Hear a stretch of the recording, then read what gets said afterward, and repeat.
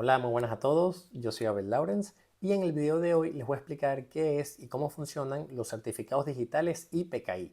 Este tema puede ser un poco complicado de entender, así que este video va a ser un poco largo, ¿ok? Así que para no darle más larga al video, ¿ok? Para que no sea tan largo, vamos a empezar de una vez. ¿Ok? Me abro aquí mi Microsoft Whiteboard y me hago un poco más pequeño. Ahora, también sepan que primeramente antes de ir con lo que son los certificados digitales y PKI, tengo que explicarles qué son los algoritmos de cifrado y los algoritmos de hashing. Así que si ustedes ya saben cómo funcionan, les recomiendo que adelanten este video hasta la parte que explico qué es PKI y los certificados digitales. ¿Ok? Así que bueno, pero si no lo saben, pues quédense para que lo entiendan. Así que bueno, como les digo, es necesario entender esto antes de ir directamente con lo que son los certificados digitales. Es necesario entender esto. Así que bueno, primero de todo vamos a explicar qué son los algoritmos de cifrado. ¿Ok? Tenemos los algoritmos de cifrado y los algoritmos... Bueno, ¿saben qué? Vamos a escribir esto aquí. Tenemos los algoritmos de cifrado aquí y los algoritmos de hashing. Y los algoritmos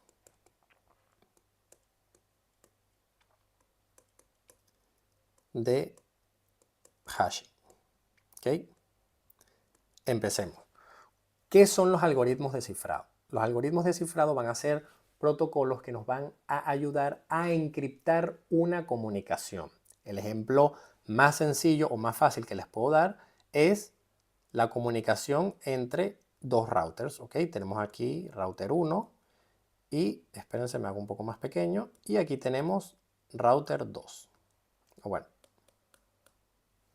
tenemos router 2. Y ellos dos tienen una comunicación o se pueden comunicar entre ellos a través de internet. Entonces, si yo tengo unos datos, yo los envío al router, el router los envía por internet y R2 los recibe y los puede ver. ¿Ok? Todo esto en texto plano. Estos datos que yo puedo enviar pues pueden ser unos datos de unos usuarios, una base de datos, unas imágenes, alguna aplicación, etc. ¿Ok? Pero que sepan que todo esto viaja a través de internet en texto plano. Los algoritmos de cifrado me van a funcionar para encriptar esta comunicación que yo voy a tener aquí, ¿ok? Yo voy a poder aquí generar un túnel, ¿ok? O puedo generar una VPN para cifrar o para encriptar esos datos. Que sepan que en una VPN también entran los algoritmos de hashing, ¿ok? Eso también entra dentro de esta encriptación, por así decirlo, o para formar este túnel seguro. Pero bueno, primero voy a ir con los algoritmos de cifrado. ¿Ok? Y si quieren saber un poco más sobre cómo funcionan las VPNs, pues tengo un video específicamente donde explico cómo funcionan los estándares y los protocolos que funcionan para formar la VPN, ¿ok? Que son IPsec, IKE, ESP, etc. ¿Ok? Hay muchos de los protocolos que voy a nombrar aquí que también funcionan para la creación de una VPN. Pero en ese video de cómo funciona la VPN hago más referencia a algoritmos de cifrado simétricos. Y aquí voy a hablar más sobre los algoritmos de cifrado asimétricos. ¿Ok? Así que bueno, yendo justamente con esa premisa que les comento de que existen dos tipos de algoritmos de cifrado, que sepan que tenemos los algoritmos de cifrado simétricos y los asimétricos. ¿Cuál va a ser las dos diferencias entre estos dos tipos de algoritmos de cifrado?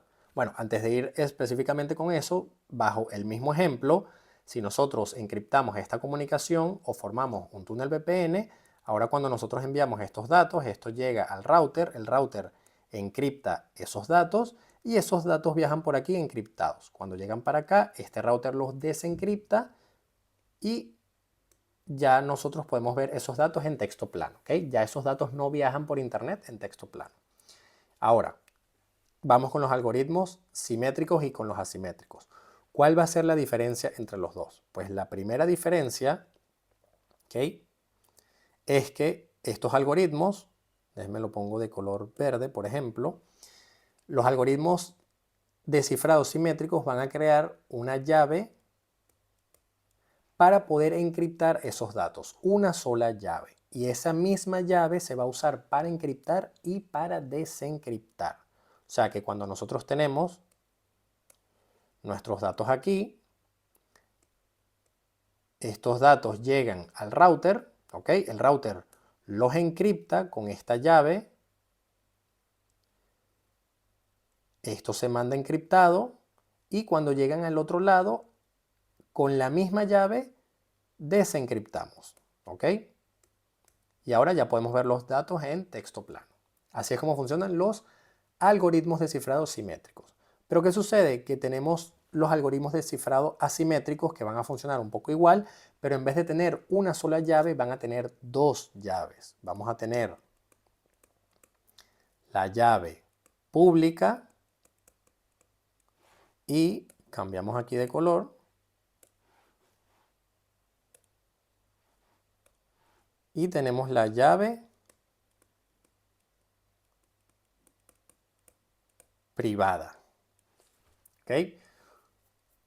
Ahora, con estas dos llaves, con una vamos a encriptar y con la otra vamos a desencriptar. ¿Ok? Vamos a usar dos llaves completamente diferentes para poder encriptar y desencriptar los datos. Ahora, ¿cómo va a funcionar esto? Pues vamos a tener otra vez nuestros datos aquí. Estos datos se envían al router. El router encripta esos datos con su llave privada.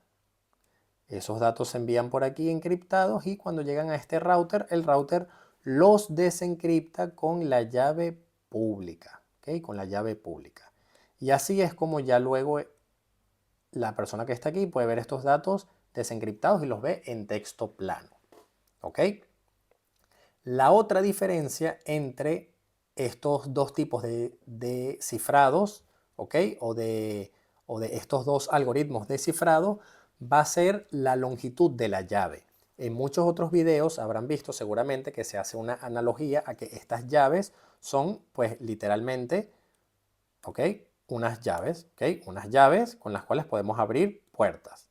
Que si con la llave simétrica abrimos y cerramos la misma puerta, pero con las llaves asimétricas solamente abrimos pero no podemos cerrar, algo así. Esa analogía está bastante bien, pero a mí en lo personal quisiera hacer otro tipo de analogía, ¿ok? Que es asociar las llaves a una contraseña, ¿ok? Porque así se ve más asociado a lo que son las llaves en la vida real, a como si fuesen unas contraseñas. ¿Por qué? Porque aquí viene la otra diferencia entre los algoritmos de cifrado simétricos y entre los asimétricos, que va a ser la longitud o el tamaño de la llave. Estas llaves, las llaves simétricas, van a tener una longitud de entre 112 bits hasta 256 bits, ¿ok? Esto puede variar, puede ser un poco más, puede ser un poco menos, pero este es como el estándar, ¿ok? Y para las llaves públicas y para las llaves privadas vamos a tener una longitud mucho más grande. Vamos a tener desde 512 bits hasta 2048 bits. ¿Okay? Como les digo, hay veces que pueden ser más, pueden ser menos, porque estos estándares los van renovando y van creando llaves mucho más complejas, etc. Pero esta va a ser otra diferencia, ¿okay? Donde aquí podemos sacar la conclusión de que estas llaves pues van a ser mucho más seguras. Las llaves asimétricas. ¿Por qué? Porque van a tener una longitud mucho más larga en comparación que con las llaves simétricas. ¿Ok? Vamos a compararlo como con las contraseñas. ¿Ok? Va a ser mucho más difícil para un hacker poder craquear esta comunicación si tiene dos pares de llaves, ¿ok? O bueno, un par de llaves, perdón, asimétricas de 248 bits, ¿ok? A diferencia de una sola de 256 bits. No es que esta sea fácil de craquear, por supuesto que no, pero lo que sí tengo seguro es que va a ser mucho más seguro y va a ser mucho más difícil para el hacker tener que hackear o tener que craquear dos llaves de 2048 bits, ¿ok? Así que esa es la otra diferencia entre los algoritmos de cifrado simétricos y los algoritmos de cifrado asimétricos.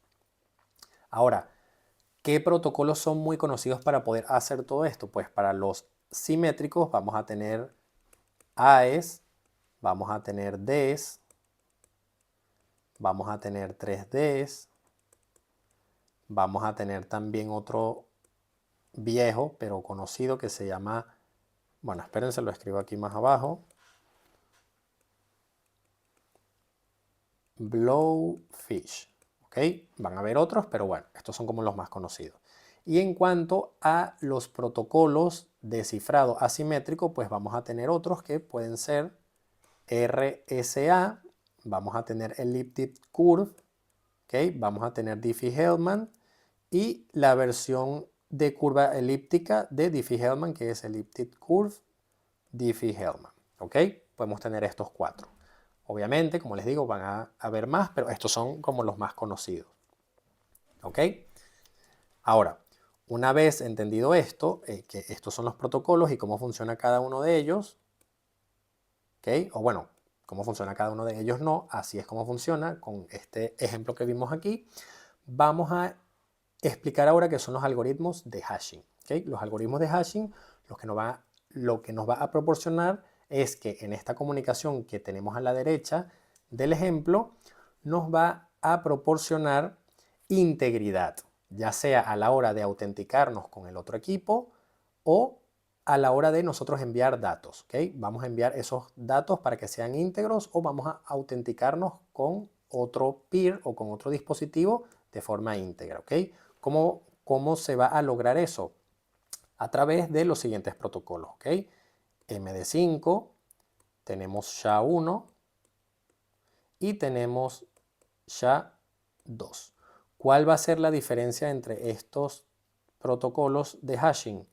Pues la diferencia entre ellos va a ser muy parecida a la diferencia entre los protocolos o entre los algoritmos de cifrado simétricos y entre los asimétricos.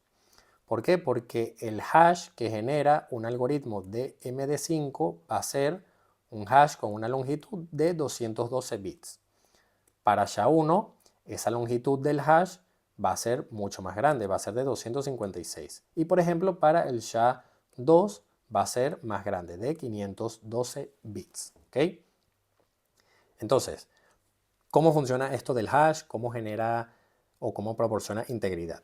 Pues cuando estamos encriptando aquí todo esto con las llaves públicas, con las llaves privadas o con la misma llave, nosotros vamos a usar o el router o los dos equipos van a utilizar estos algoritmos de hash. Que esto va a funcionar de la siguiente manera. El router 1 va a generar un paquete, ¿ok? Sabemos que ese paquete tiene unas cabeceras IP, unas cabeceras TCP, unos datos, etc. Pero quedémonos con que agarra un paquete, ¿ok? Este paquete el router lo va a meter en el algoritmo de hashing que yo estoy utilizando, ¿ok? Esto es un intento de tuerca, ¿ok? Y aquí tenemos SHA-1, por ejemplo.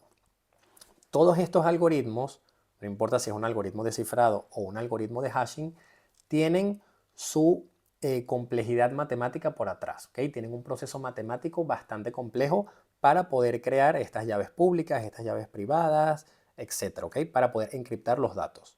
Entonces, ese proceso matemático complejo, ¿ok? Es lo que hace el protocolo. Por eso hago referencia a esta tuerquita como si fuese un proceso matemático.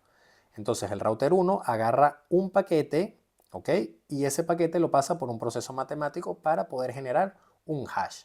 Ese hash va a ser unos números creados aleatoriamente y dependiendo del algoritmo de hash, en este caso si usamos SHA-1, vamos a tener un hash de 256 bits. Entonces aquí se crea un hash de, por ejemplo, de 256 bits de números aleatorios para poder identificar este paquete, ¿ok? Por ejemplo, 0DFE, ¿ok? Entonces, una vez generamos este hash, a este hash lo vamos a meter encriptado, ¿ok? Se encripta con la llave pública, no, perdón, se encripta con la llave privada. Se encripta con la llave privada, fíjense que estoy usando el mismo color, se encripta con la llave privada y se pega luego en este paquete de aquí, ¿ok? Entonces a este paquete le agregamos una cabecera que va a estar encriptada. Y esto, en este proceso de aquí, que es cuando se encripta, ¿ok? En este proceso de aquí lo resalto de nuevo, se envía ese paquete, ¿ok? Se envía ese paquete y cuando llega para acá, cuando el router 2 lo recibe, ¿ok? Esto que está aquí, ahora lo movemos para acá y lo dibujo de nuevo. Eso va a estar aquí. Vamos a tener nuestro paquete con esa cabecera que va a estar encriptada. Entonces, router 2 lo que va a hacer es, él mueve, ¿ok? O él despega ese paquete de la parte encriptada, mueve ese paquete para un lado, ¿ok? Lo deja aquí por un momento y este hash de aquí, o este hash encriptado, él también lo deja por aquí. Lo voy a dibujar de nuevo, ¿ok? Lo deja por aquí. Y ahora este paquete que tenemos aquí, él lo va a meter en el mismo proceso de hash, ¿ok?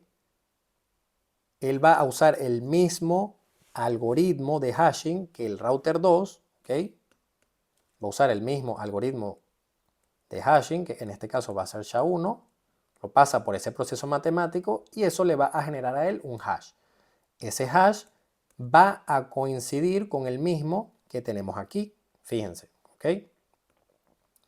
Entonces, una vez, espérense, déjenme no cambiar de color, una vez tenemos ese hash, nosotros, o router 2, pues, no nosotros, perdón, este hash de aquí que va a estar encriptado, se desencripta con la llave pública, y esto nos genera el hash, ¿ok? Y al tener los dos hashes, lo que hace es que se compara. Y esto nos dice dos cosas. La primera es que la única persona que pudo haber encriptado ese paquete fue router 1 porque usó su llave privada, ¿ok? Y la otra es que esos paquetes y todos estos datos vienen completamente seguros si no fueron modificados, porque si se hubiesen modificado no nos hubiese dado este mismo hash, ¿ok? Porque se envía el mismo paquete, ¿ok? Se envía el mismo paquete con su hash encriptado. Entonces así es como funcionan los algoritmos de hashing. Yo sé que puede ser un poquito complicado, pero es así tal cual como funciona. Y esto nos proporciona integridad, ¿ok? Como ya les dije, nos da a conocer esos dos puntos de vista que les dije. Uno, que la única persona que pudo encriptar esos datos fue R1 con su llave privada, y la otra que esos datos no fueron modificados porque si hubiesen sido modificados no me hubiese dado el mismo hash como resultado.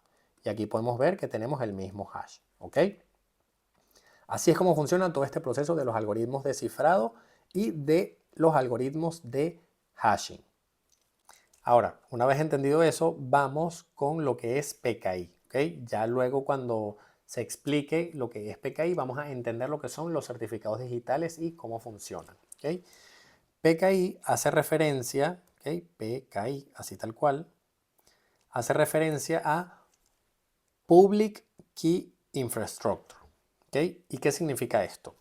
Public Key Infrastructure va a ser un estándar que va a dictaminar o va a establecer una serie de roles, de identidades y de acciones para la creación, el mantenimiento, la administración y la revocación de llaves públicas y de llaves privadas. ¿Okay? Lo repito por si acaso, esto va a ser más que todo un estándar, ¿okay? Public Key Infrastructure es un estándar que dictamina los diferentes roles, las diferentes identidades y las diferentes acciones que van a participar dentro de este estándar para la creación de llaves públicas y llaves privadas dentro de una organización, dentro de una red, etc.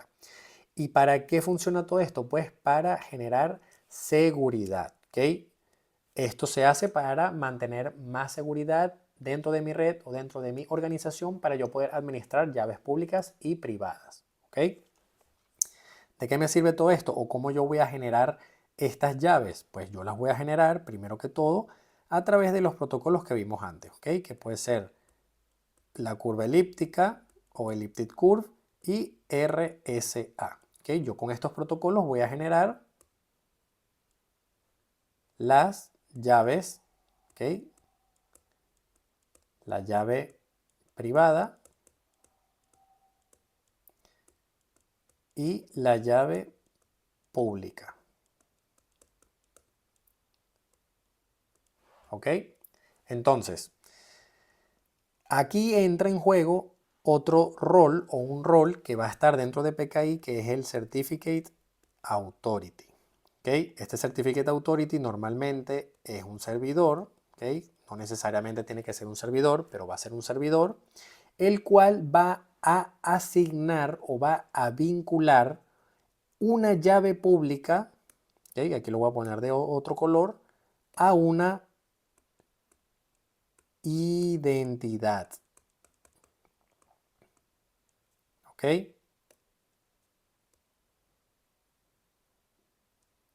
Esta asociación de una llave pública a una identidad la va a hacer un Certificate Authority. Un Certificate Authority va a ser un servidor que va a participar dentro del estándar de PKI. ¿Ok? Al igual que funcionan otros protocolos. ¿Ok? Entonces, ¿para qué la Certificate Authority, ¿ok?, va a ser esta asociación o esta vinculación de una llave privada a una identidad? ¿Ok? Esta vinculación se llama certificado digital. ¿Ok? Aquí ya entramos con el tema de los certificados digitales. Certificado digital.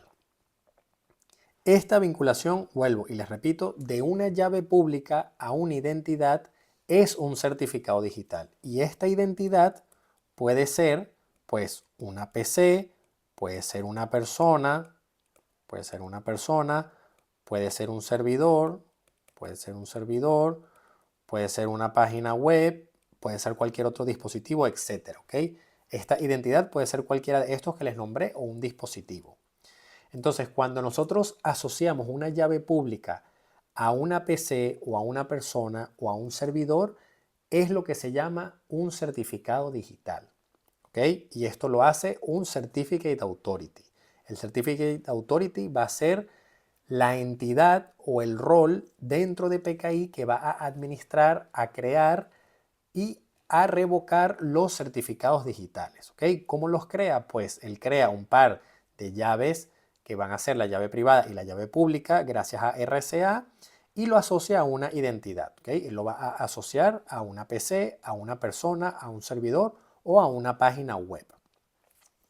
Entonces, yo puedo tener dos tipos de certificados digitales. ¿Ok? Este certificado digital, que vuelvo y les repito, es la asociación de una llave pública a una identidad, yo puedo tener dos tipos. ¿Ok? Yo puedo tener un certificado root y un certificado de identidad. Identidad. ¿Ok? ¿Cuál va a ser la diferencia? Pues que el certificado de root va a identificar a un SEA, ¿ok? Y un certificado de identidad va a identificar a una de estas identidades que ya les mencioné aquí, ¿ok? Va a funcionar un poco como cliente-servidor, ¿ok? Yo voy a tener un servidor y estos van a ser mis clientes. Esto va a ser servidor y esto va a ser cliente, donde estos clientes validan con este servidor. Y esta va a ser la diferencia entre los dos tipos de certificados digitales, que son el Root Certificate y el Identity Certificate. ¿Ok? Ahora, una vez teniendo claro esto sobre qué es PKI, cómo funciona el SEA y cómo se generan las llaves públicas y las llaves privadas y qué son los certificados digitales, ¿ok? Vamos con un ejemplo, ¿ok? ¿Cómo funciona todo esto en la vida real? Nos abrimos aquí una pantalla. Vamos a suponer que nosotros tenemos aquí una PC, ¿ok? Y esta PC le quiere solicitar un certificado digital a un SEA. Entonces, bajo los estándares y protocolos de PKI, lo primero que tiene que suceder es que esta computadora de aquí tiene que generar su par de llaves. ¿Ok? ¿Cómo genera ese par de llaves? Pues con los protocolos que ya hemos mencionado. ¿Ok? Con Elliptic Curve o curva elíptica y RSA o RSA, perdón. ¿Ok? Se usa o curva elíptica o RSA para generar el par de llaves. Ese par de llaves sabemos que es la llave pública. ¿Ok? Vamos a dibujar esta roja como la llave pública. Vamos a ponerle aquí PB de pública. Y la azul vamos a ponerle la llave privada. ¿ok? Llave privada con B pequeña, ¿ok? La llave pública y la llave privada. Entonces, una vez esta computadora genera su par de llaves, le va a enviar un request bastante famoso dentro de PKI que se llama el Certificate Signing Request a el SEA, ¿ok? Entonces, la información que va a estar dentro de este Certificate Signing Request va a variar dependiendo de la identidad a la cual yo le quiera solicitar un certificado digital. ¿Por qué? Porque dentro del Certificate Signing Request yo puedo enviar, por ejemplo, información de mi dominio, puedo enviar información de un nombre, puedo enviar información de un FQDN y lo que no puede faltar en el Certificate Signing Request es mi llave pública, ¿ok? Esa la tengo que compartir sí o sí con el SEA, ¿ok? Eso no puede faltar dentro del Certificate Signing Request, porque ya van a ver que más adelante tenemos que establecer una cadena de confianza con el tema del intercambio de las llaves públicas y de las llaves privadas. Bueno, de las llaves privadas no, solamente de las llaves públicas. Pero bueno, volviendo un poco con el tema del Certificate Signing Request o de la solicitación de un certificado digital. Esta computadora genera su par de llaves, envía un Certificate Signing Request al SEA, ese Certificate Signing Request tendrá diferente información dependiendo de la identidad a la cual yo quiero solicitarle un certificado digital. ¿Por qué? Porque si yo quiero solicitar un certificado digital para una página web, por ejemplo, yo voy a enviar información del dominio solamente. Y, bueno, solamente no, también tengo que enviar la llave pública, ¿ok? Ahora, si yo quiero solicitar un certificado digital para una persona, para identificar a una persona, yo envío el nombre de la persona, ¿ok? O si quiero identificar a lo mejor a una PC corporativa, puedo enviar también el FQDN y el nombre, ¿ok? Por ejemplo, el nombre de la PC junto con el FQDN. Y lo que no puede faltar, como ya les digo, es la llave pública, ¿ok? Eso no puede faltar. Ahora, cuando se lo enviamos al SEA, ¿ok? Nosotros le enviamos todo esto al SEA y el SEA agarra ese Certificate Signing Request y lo valida. Una vez él valida ese Certificate Signing Request, él crea el certificado digital. ¿Ok? Déjenme lo hago un poco más grande. Él crea el certificado digital para la identidad que nosotros estamos solicitando. Y ese certificado digital voy a describir un poco los campos que va a tener ese certificado digital, ¿ok? No voy a poner específicamente todos los campos porque, pues, son muchos y podríamos tardar y no quiero que el video se me haga más largo, ¿ok? Así que solamente voy a especificar los campos más importantes, ¿ok? Entonces, los campos más importantes van a ser, lo primero, un serial number, ¿ok? Este número de serie va a identificar a este certificado digital. Va a haber un sujeto o un subject también, que este subject va a ser lo que me identifique a la identidad, ¿ok? Si es un certificado digital para una página web, dentro de este subject estará el dominio, ¿ok?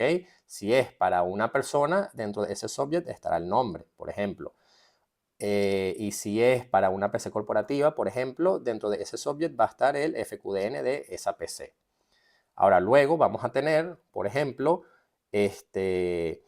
la firma, ¿ok? Porque el SEA tiene que firmar este certificado. Y acuérdense también que, déjenme lo pongo de otro color, lo voy a poner de morado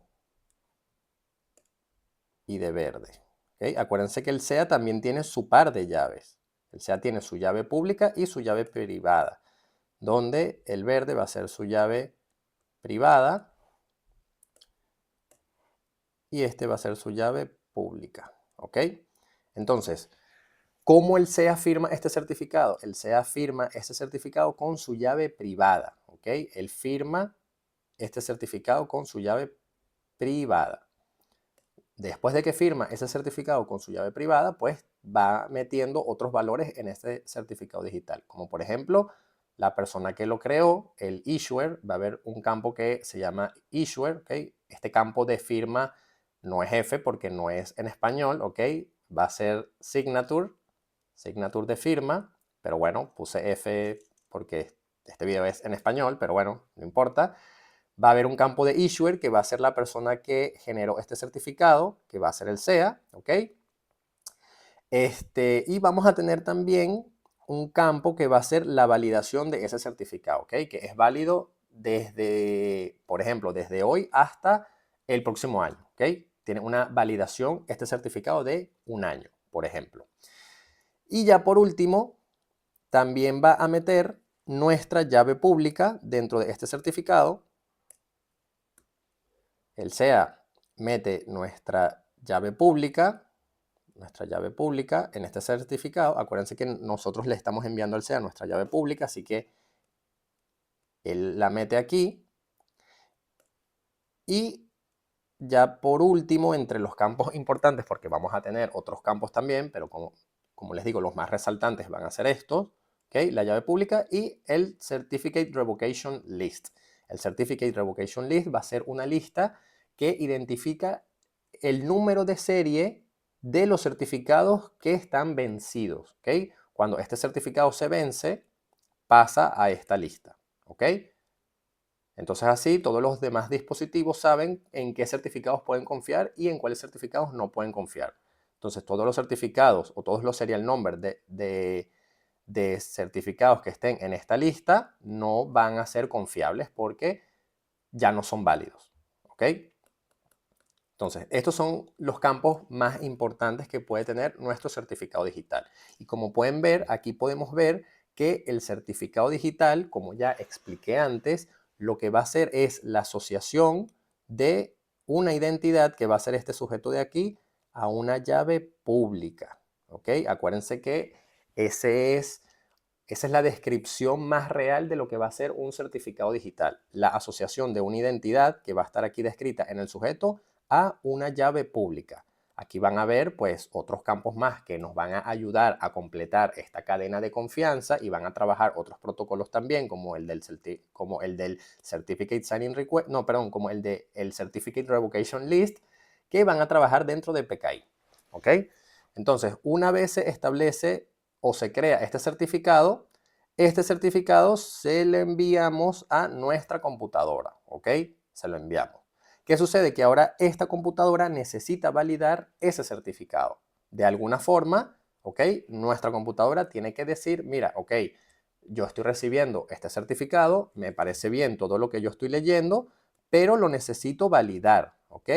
¿Y cómo lo voy a validar o cómo lo valida esta PC? Aquí es cuando entra la cadena de confianza, ¿ok? Que les mencioné antes. Esta computadora de aquí necesita, ya sea previamente, ¿ok? Previo a enviarle el Certificate Signing Request al SEA o antes de recibir este certificado digital, esta computadora necesita tener el root certificate, ¿ok? El root certificate preinstalado en esta máquina. ¿Ok? Nosotros necesitamos tener este root certificate para decir, mira, yo confío en esta SEA. ¿Ok? Esta cadena de confianza no sucede por sí sola. ¿Ok? No es que yo solicito un certificado digital a un SEA que no confío y él ya me crea un certificado digital. ¿Ok? Eso no es así. Nosotros necesitamos establecer una cadena de confianza. Entonces, el primer paso o lo primero que se tiene que hacer para que esta computadora pueda confiar en ese SEA es preinstalarle o instalarle el root certificate de este SEA. ¿Ok? Y así es como nosotros vamos a confiar en ese Certificate Authority. Espero que esto haya quedado bastante claro. Nosotros tenemos que tener el root certificate preinstalado en nuestra máquina para poder confiar en ese SEA. Si no lo tenemos instalado, no estamos confiando en él, ¿ok?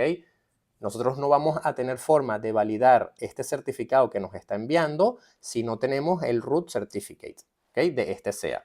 Y este root certificate va a ser tal cual como este certificado que tenemos aquí. Lo que pasa es que va a tener la llave pública, ¿ok? La llave pública no va a ser la nuestra, ¿ok? Este root certificate va a ser, ahora lo voy a dibujar aquí, va a tener el serial number, ¿ok? El subject, la firma, ¿ok? El issuer, la validación y va a tener aquí, vamos a ponerlo, la llave pública, ¿ok? La llave pública de nuestro SEA. ¿ok? Y de esta manera es como nosotros podemos validar este certificado, ¿ok? Porque cuando este certificado nos llega para acá, ¿ok? Nosotros vamos a revisar todos los campos, vamos a revisar que todo esté bien e internamente esta computadora va a ver esta firma, ¿ok? Y él valida esta firma con la llave privada, perdón, con la llave pública del SEA, ¿ok? Porque se firmó con la llave privada. Entonces yo valido o desencripto, ¿ok? Como lo quieran ver, de este certificado. La forma de validar este certificado es que se desencripta esta firma con la llave pública del mismo SEA porque ya la vamos a tener. ¿Ok? Si yo no tengo este certificado, yo no voy a poder validar este certificado. ¿Ok? Así es como funciona la cadena de confianza y así es como ya yo voy a tener este certificado en mi computadora ya validado y todo. ¿Ok? Ya voy a poder usar ese certificado. Ahora, ¿para qué voy a poder usar yo ese certificado? ¿Ok? Una vez entendido todo este proceso del Certificate Signing Request, de todos los valores que le envío, de toda la información que le envío, que va a depender de la identidad a la cual yo le quiero solicitar un certificado digital, que el SEA valida toda esa información, crea el certificado digital, lo firma, agrega nuestra llave pública, nos lo envía, nosotros lo validamos. Y ahora, ¿qué hago yo con ese certificado? ¿Ok? ¿Qué hago yo? ¿Para qué me puede servir ese certificado? ¿Ok? Bueno, dentro de PKI, nos devolvemos para acá, abrimos una página nueva, ¿ok? O mejor dicho, ¿para qué vamos a poder usar PKI? ¿Ok? O cómo lo vamos a poder implementar en nuestra red. ¿Ok? Vamos a poder utilizar PKI con, por ejemplo, con 802.1x, que sabemos, o para los que no sepan, 802.1x va a usar Radius y, bueno, EIP, EAP, donde dentro de EIP nosotros vamos a enviar cierta información, que esa cierta información va a estar el certificado digital, EIP se encapsula sobre Radius y bueno, este certificado digital se valida contra un servidor Radius. ¿Okay? Entonces, para esto va a ser una cosa o una cosa. ¿Okay? Va a ser un ejemplo para lo que podemos utilizar PKI con los certificados digitales. ¿Okay? También para LDAP. ¿Okay?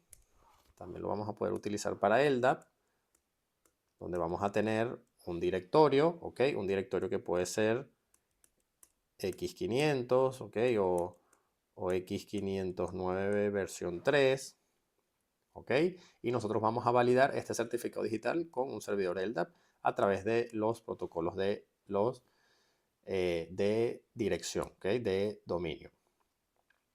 Y bueno, para esto son los diferentes protocolos para los que podemos utilizar los certificados digitales. Van a haber muchos más, pero estos son como los más comunes. También vamos a poder utilizarlo para HTTPS, ¿ok?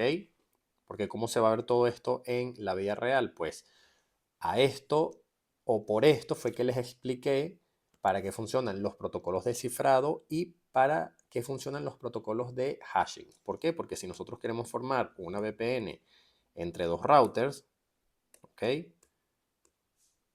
La forma con la cual nosotros podemos validar estas dos entidades, ¿ok? Ya sea el router 1 y el router 2, va a poder ser a través de un SEA. ¿Okay? Donde este router de aquí confía en este SEA y este router de aquí confía en este SEA.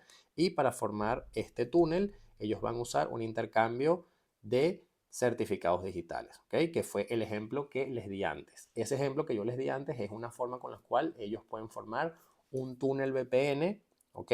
Side to side, para poder intercambiar certificados digitales y poder validar la integridad y la autenticidad de ambos equipos. ¿Okay? Esa es una forma de la implementación de PKI en, por ejemplo, las redes para formar un túnel. ¿Okay? Un túnel IPsec. También se podría hacer para formar un túnel, ¿ok?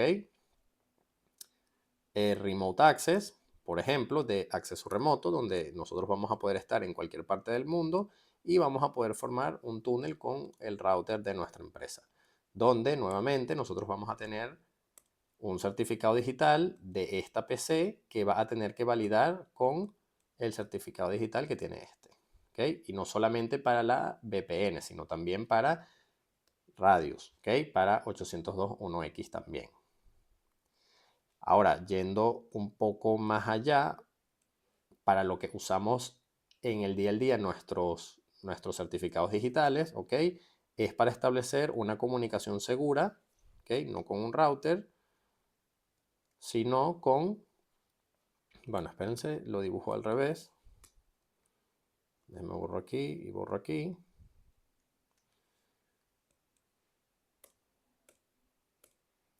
Sino también para acceder a páginas web. ¿Por qué para acceder a páginas web? Porque sabemos que nuestras páginas web o a las páginas web que nosotros accedemos por HTTPS, ¿ok? Y sabemos que HTTPS es un protocolo seguro porque encripta toda nuestra comunicación a través de el intercambio de certificados digitales, donde el certificado digital que tiene este servidor web usa un SEA, ¿ok? Bueno, espérense, lo dibujo de nuevo como estaba de este mismo color. Va a usar un SEA, ¿ok? Va a usar un SEA público que casi todo el mundo conoce y nosotros vamos a tener preinstalado el root certificate de este SEA, ¿ok? Nosotros vamos a tener este root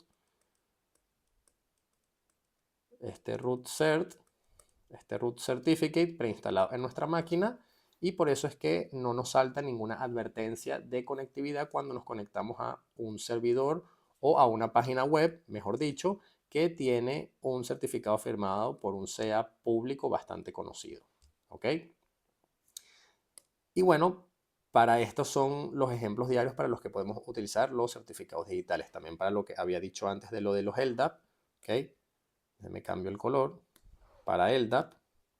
¿Por qué para LDAP? Porque nosotros vamos a tener un servidor, por ejemplo, un servidor de Active Directory de Windows, donde aquí vamos a tener todos los usuarios corporativos. Esos usuarios corporativos van a pertenecer a un dominio, ¿ok?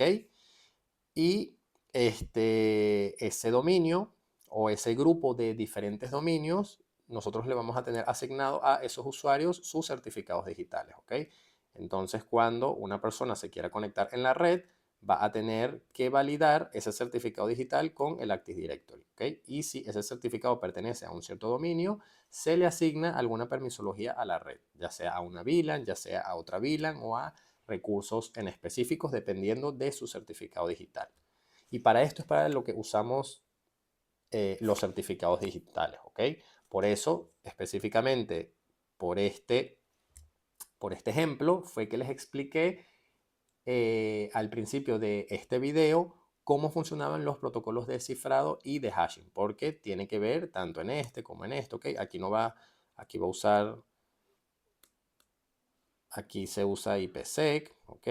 IPsec junto con los certificados digitales, aquí vemos que se usa HTTPS, aquí se puede usar SSL o TLS, ¿ok? Junto con HTTPS, aquí se puede usar, ¿ok? El protocolo de LDAP, aquí se puede usar 802.1x también, ¿ok? Se pueden utilizar para todas estas funcionalidades que vemos aquí y para muchas otras cosas más. Para esto usamos PKI.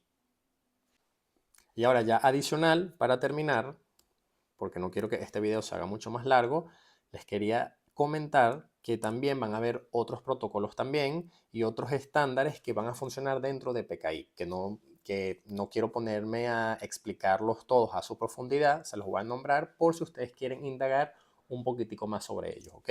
Porque tenemos el estándar general que es PKI, ¿ok? Pero dentro de PKI vamos a tener otros, por así decirlo, subestándares, ¿ok? Estos subestándares va a ser el Public Key Cryptography Standards, ¿okay? Donde aquí vamos a tener diferentes números de subestándares, ¿ok? Que van a pertenecer a PKI. Como por ejemplo, vamos a tener el PKCS, el número 1, ¿ok? Que este número 1 va a hacer referencia a RSA, ¿ok? A la utilización de RSA. Vamos a tener el PKCS número 3, que va a hacer referencia a Diffie-Hellman, ¿ok? Que Diffie-Hellman se va a usar para el intercambio de llaves en entornos no seguros, ¿okay? En entornos no seguros como el ejemplo que les puse antes de la VPN, ¿okay? Si tenemos este aquí, para intercambiar las llaves públicas y las llaves privadas y demás, se va a usar Diffie-Hellman, ¿ok? Y bueno, vamos a tener otros muchos números también. Vamos a tener PKCS, el número, por ejemplo, el 7. Va a estar el PKCS número el 10, vamos a tener el 12, etcétera, etcétera, etcétera. ¿Ok? Vamos a tener varios estándares de estos que se van a usar para la implementación de diferentes protocolos o de diferentes roles. ¿Ok? Por ejemplo, el número 7 creo que se usa o hace referencia a la implementación de un SEA. ¿Ok?